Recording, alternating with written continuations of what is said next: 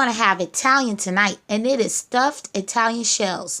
These cheesy ground turkey and sausage stuffed shells is delicious, and it's not that hard. You will like this recipe. We're starting out with jumbo shells, some chopped up beef sausage. I have some ricotta cheese, parmesan, pepper jack, sweet marinara, diced tomatoes, 1 pound of ground turkey, and for seasonings I have thyme, basil, seasonal, and a little bit of garlic powder and black pepper. And in my skillet, I have some already half diced chopped purple onion and some red bell peppers that are sauteing in some olive oil. In my pot here, I have my diced tomato that is starting to heat up some, and I'm going to go ahead and add my jar of sweet marinara sauce. Now you can use whatever tomato sauce that you like, and if you don't like the diced tomatoes for your stuffed shells, then you can omit that. Now I left about 1/4 cup of the sauce inside the jar just in case I need to add some more to this. And I believe toward the end I do add more of the sauce to it because I wanted to use it as a base. After my bell peppers and onions have cooked, then I added my sausage in here, and this is just 1 whole link of the Hillshire farm beef sausage, and I chopped it up. I was a little lazy. I was supposed to put that into a processor to mince it up better, but I didn't feel like doing all of that. So I added also my 1 pound of ground turkey. And if you want, you can use whatever meat you like. This is just something that I chose because I wanted to just kind of cut back on some of the beef. And I'm adding my seasonings, which is a little bit of thyme, my basil, and also my garlic powder. And I'm also adding a little bit of garlic powder and my ground pepper to my it's my sauce in the back on the smaller pot. And I also added a pinch of the seasonal seasoning into my sausage mixture in the front, which I forgot to mention. And I'm just giving my tomato sauce a little bit of a stir. And then I'm also going to use a different spoon, and I'm going ahead and stir and get this meat cooking together with all my bell peppers and onions. And I want to cook this really well for about 10 to 12 minutes. I added my my large shells into my boiling water, and I added a little bit of salt, and I added a little bit of olive oil to this because I wanted to make sure that my shells did not stick, and so the olive oil is going to prevent that from happening. And I went back and checked on my ground turkey and my sausage, and they're cooking really well. And then once that finished cooking, I kind of let that sit to the side and cool down for about 5 minutes.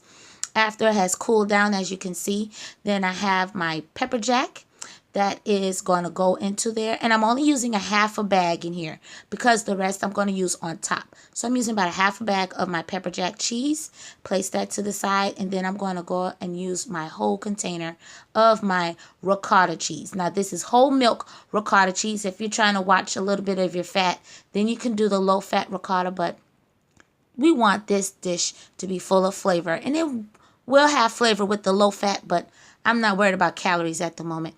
I just wanted some really good ricotta cheese. And this can be replaced with the other cheese. What's that cheese? Cottage cheese. I'm sorry. You can use cottage cheese if you like. And you can also just omit the whole ricotta cheese if you want. Also. So as you can see, I just mixed this all up really well. And this is going to be my filling for my pasta shells. Now, I have already let my pasta shells sit in the water a little bit because they have finished cooking. I did not let these cook all the way as the package says. And as you can see, I used a whole container of the ricotta cheese in my mixture. And I'm going to go ahead and just drain my pasta. And before I did drain my pasta, I added just a pinch of the seasoning salt, my seasonal, and then I added a pinch of my garlic pepper, my garlic powder. And I am just going to let that mix just for some layered flavor. Ricotta cheese don't really have much flavor to it. So the garlic powder and the seasonal is going to give that a little extra flavor mixed with the cheese sauces.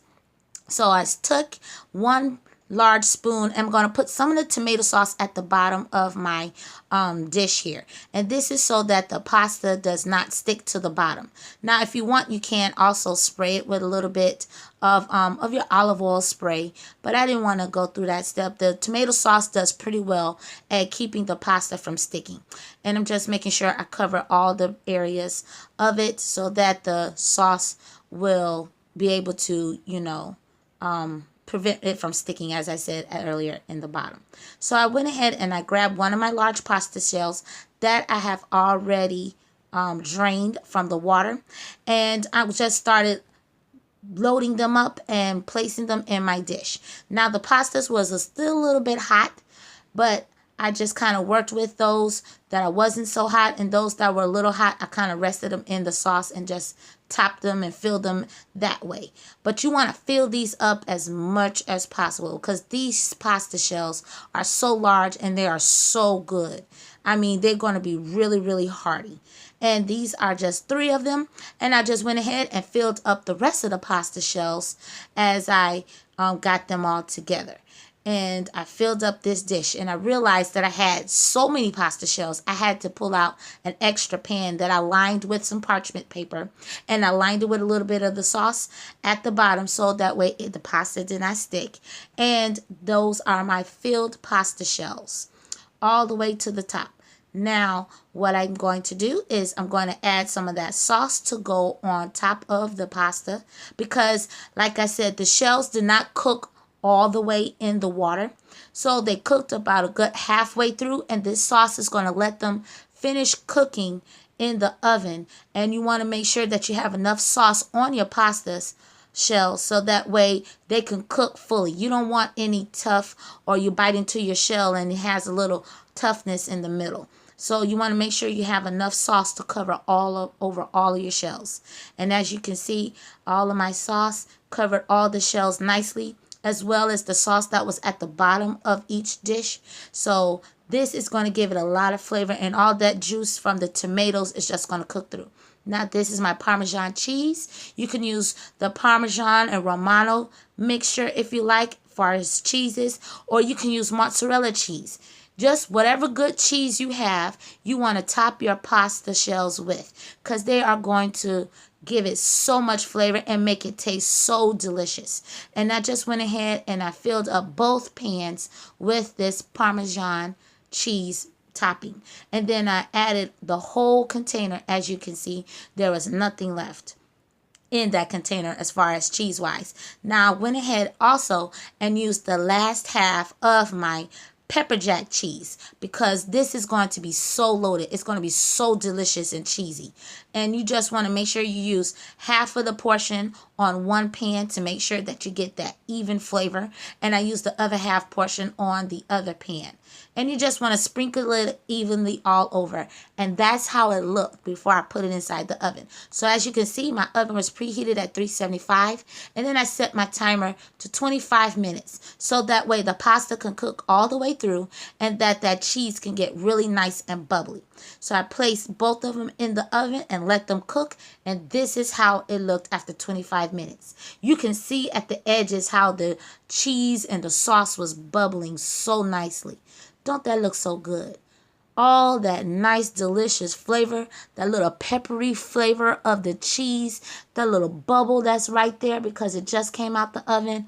Oh, this is a perfect Italian dish at home. You don't even have to go to Olive Garden for this recipe. And this recipe will be linked in the description box below. I mean, look at all that cheese. So good. And you could serve this with whatever toppings or sides that you like. You can have a salad. I had broccoli and some corn, and my family really, really enjoyed this. So if you really like this recipe, please click that like button, share it, and subscribe to my channel. You can also follow me on my Instagram pages, Dishing With Me, Heather D 9708. And you can also follow me on my Facebook page, Dishing With Me, Heather D 9708. I hope you all really tried this recipe. Thank you for watching, and God bless.